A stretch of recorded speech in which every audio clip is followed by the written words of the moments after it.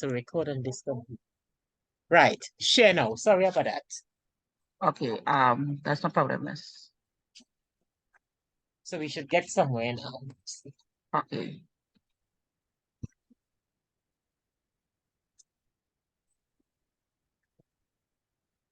Okay, this meeting will be Remember to share recorded. with sound. Yeah. Okay, just give me one little second.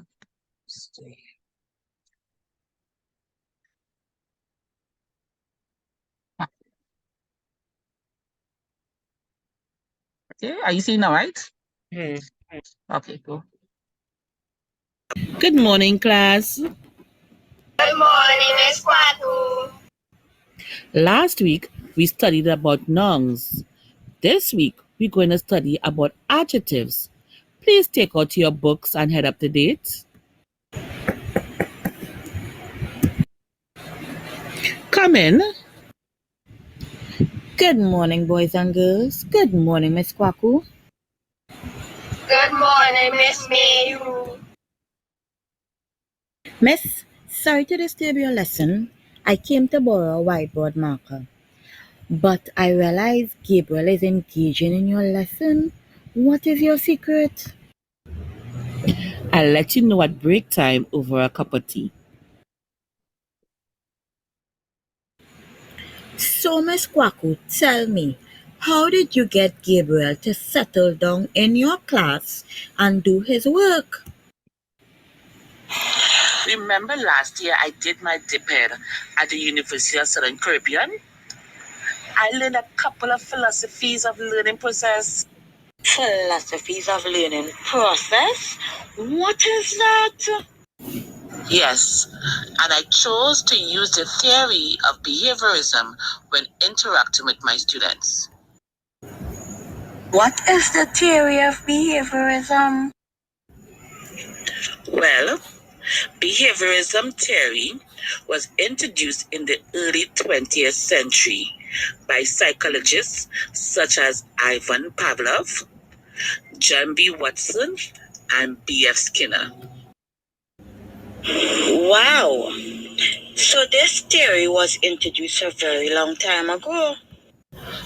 Yes. Tell me more. What are some of the features of behaviorism theory? Key features of behaviorism theory. One of it is observable behavior. This is observing students' physical behaviors rather than internal thoughts or feelings. It emphasizes the importance of studying actions that can be seen and measured. I like it. I can introduce this feature in my classroom. Hold up, there are more. There's more? Yes, there are. Another feature is called conditioning. Behaviorists believe that behaviors can be learned through a process called conditioning. There are two types of conditioning, classical and operant. Classical conditioning. This occurs when a neutral stimulus becomes associated with a natural response, leading to a learned response. For example, Pavlov's famous experiment with dogs showed how they learn to associate the sound of a bell with food. The operant conditioning. This involves learning through rewards and punishments. When a behavior is followed by a positive consequence, it is more likely to be repeated. On the other hand, if a behavior is followed by a negative consequence, it is less likely to be repeated. Okay. So before I run off to apply what I learned here, is there any more thing I should learn?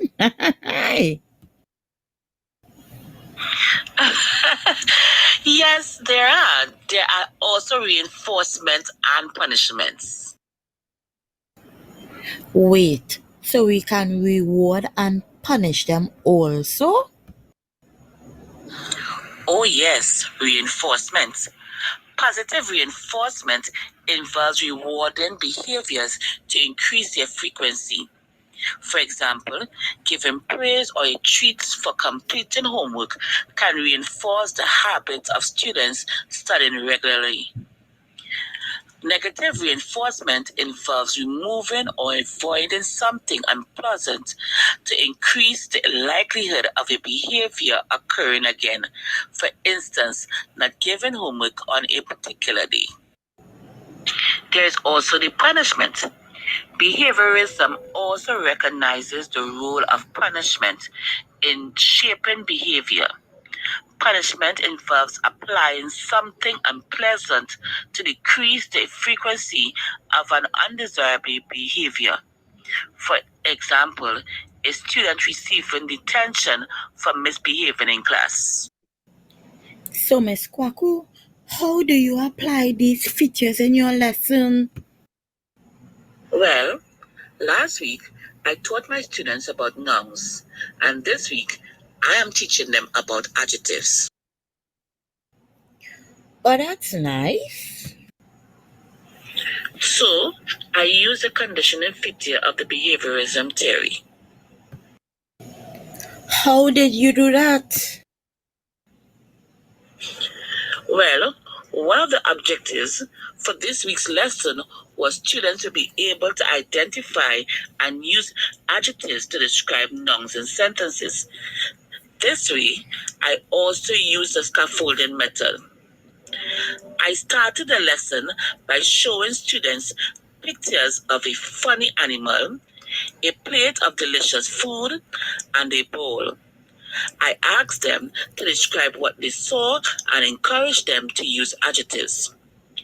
I explained that adjectives are words that describes or modifies a noun. So this is where the conditioning theory comes in. I explained to the students using examples.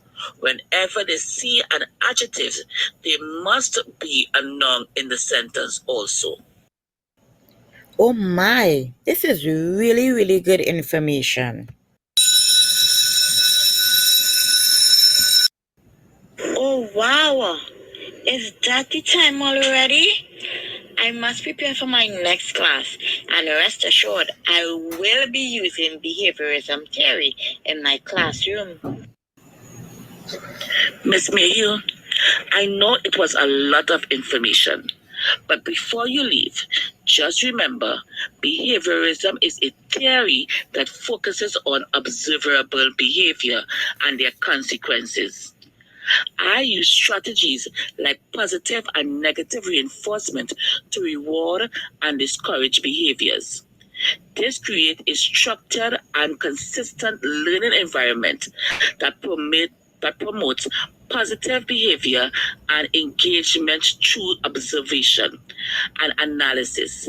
It effectively manages behavior and creates a conducive atmosphere for learning and growth. Thank you for all the information, Miss Quaccoo. Thank you very much. You're welcome, Miss Mayhew. Stop by for a sharpener or eraser anytime. Have a good day, Miss Mayhew. Not a problem at all, Miss Quaccoo. Take care.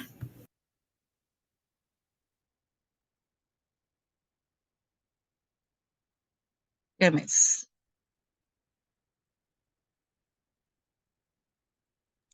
Hello? Yes. Okay. Yes. Good. So here's what I would do. Good. So I like how you use the person and explained it and you show us the visuals and so on. I will end the session, Mm-hmm. get the recording. I will upload it. Then I will send you the link. You will copy and paste the link on a thing. You put your name and everything on it. Copy and Right. paste the link and upload that to eClassroom.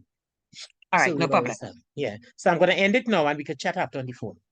Okay, no problem, miss. No problem. Thanks. Right.